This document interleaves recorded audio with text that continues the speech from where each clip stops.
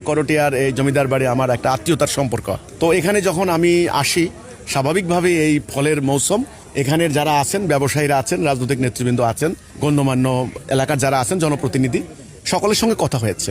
তো তারাও অনেকে বলেছেন যে জামাই আসেন আমাদের বাড়িতে ফল খেয়ে যান। তো আমি ভাবলাম যে আমি একলা একলা খাবো কেন, আম, কাঁঠাল, লিচু, এখন তো এইটাই টাইম। আমরা অতিরিক্ত কিছু আনারস রেখেছি, কলা রেখেছি।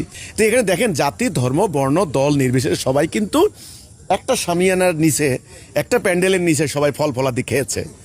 এই যে একটা ভ্রাতৃত্ব, এই যে একটা ঐক্যের বারতা, এই যে একটা সম্পর্কের বারতা, এটা দেওয়ার জন্যই মূলত এই ধরনের ফেস্টিভ্যালের আমি আয়োজন করি। আমার সোনাইমুড়িতেও করেছি, এখানেও করি এবং ঢাকাতেও করেছি।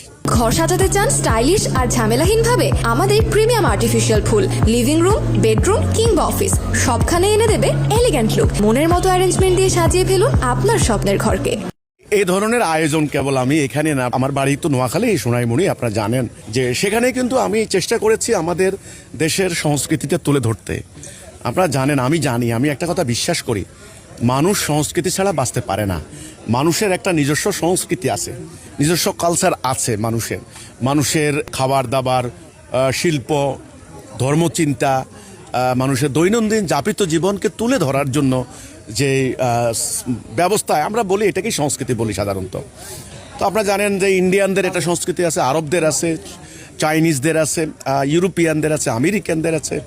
তো আমাদের বাঙালিও একটা সংস্কৃতি আছে। ওকে, আমি যেমন একজন মুসলিম, আমি যেমন আল্লাহর প্রতি ঈমান রাখি, রাসূলের প্রতি ঈমান রাখি, কোরআনের প্রতি ঈমান রাখি, আমার নবী করিম সাল্লাল্লাহু আলাইহি সাল্লামের পবিত্র আদর্শ সম্পর্কে যেমন আমার শ্রদ্ধা, সম্মান এবং ঈমান আছে, তেমনি আমার এই বাংলাদেশের আবহমান বাংলার যে সংস্কৃতি, যে সংস্কৃতির মধ্যে আমি বেড়ে উঠেছি, সেগুলোর প্রতিও আমার সম্মান, শ্রদ্ধাবোধ আছে। তো আমি নোয়াখালীতে কিন্তু আমরা কয়েক বছর আমি পিঠা উৎসব করেছি এবং অন্য বাণিজ্য মেলাও করেছি গ্রামীণ জনপদের মানুষের কাছে তুলে ধরার জন্য। তো আমি যখন এই করটিয়াতে, আপনারা জানেন যে করটিয়ার এই জমিদার বাড়ি আমার একটা আত্মীয়তার সম্পর্ক। তো এখানে যখন আমি আসি, স্বাভাবিকভাবে এই ফলের মৌসুম, এখানের যারা আছেন, ব্যবসায়ীরা আছেন, রাজনৈতিক নেতৃবৃন্দ আছেন, গণ্যমান্য এলাকার যারা আছেন, জনপ্রতিনিধি, সকলের সঙ্গে কথা হয়েছে। তো তারাও অনেকে বলেছেন যে জামাই আসেন আমাদের বাড়িতে ফল খেয়ে যান।